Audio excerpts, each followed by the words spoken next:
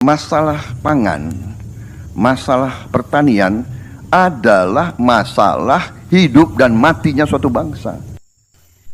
Baik pemirsa, kembali berjumpa dengan saya di channel Generasi Hebat. Dalam kesempatan ini kita melansir di laman bmkg.go.id fresh ya, bahwasanya di sini kita mengutip informasi tidak pandang bulu ya, krisis pangan hantui seluruh negara tahun 2050 pemirsa.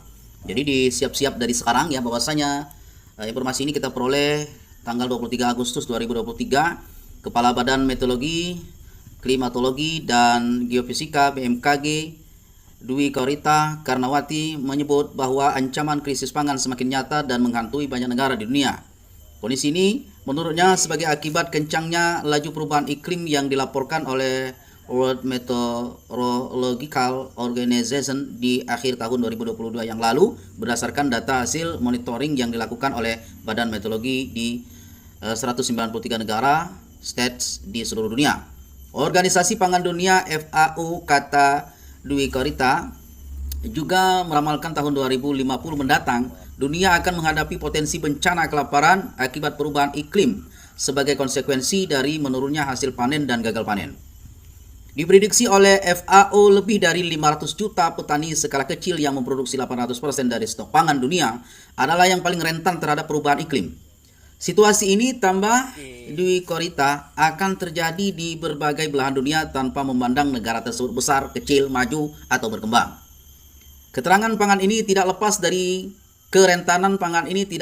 kenaikan suhu global yang akhirnya memberikan tekanan tambahan pada sumber daya air sehingga menghasilkan water hotspot atau krisis air.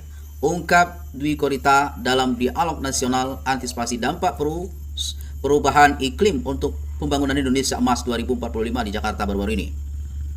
Dwi Korita memaparkan seluruh negara di dunia saat ini mengalami dampak perubahan iklim dengan tingkat yang berbeda-beda, seperti cuaca ekstrim, bencana alam, penurunan keanekaragaman hayati, penurunan muka air laut, krisis air, dan lain sebagainya. Karenanya perlu tindakan konkret seluruh lapisan masyarakat di seluruh dunia untuk menekan laju perubahan iklim ini.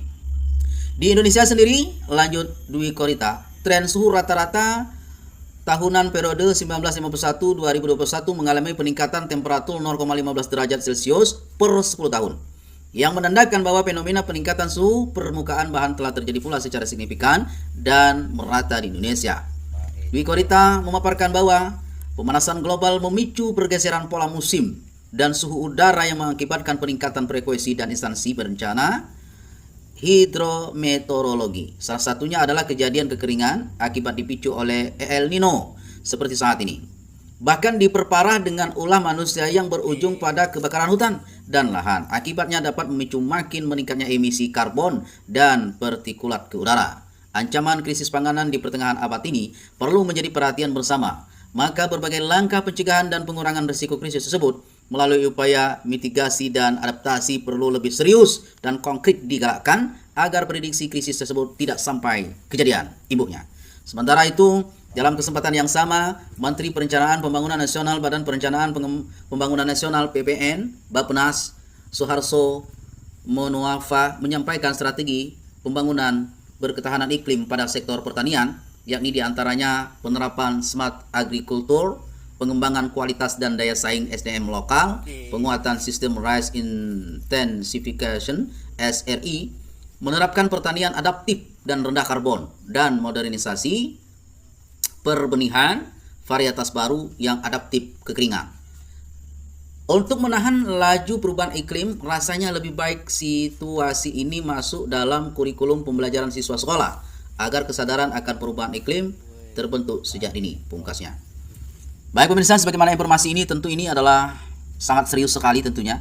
Sebagaimana yang kita rasakan iklim panas ya, yang kita rasakan ini sudah sangat berbeda seperti sebelumnya ya.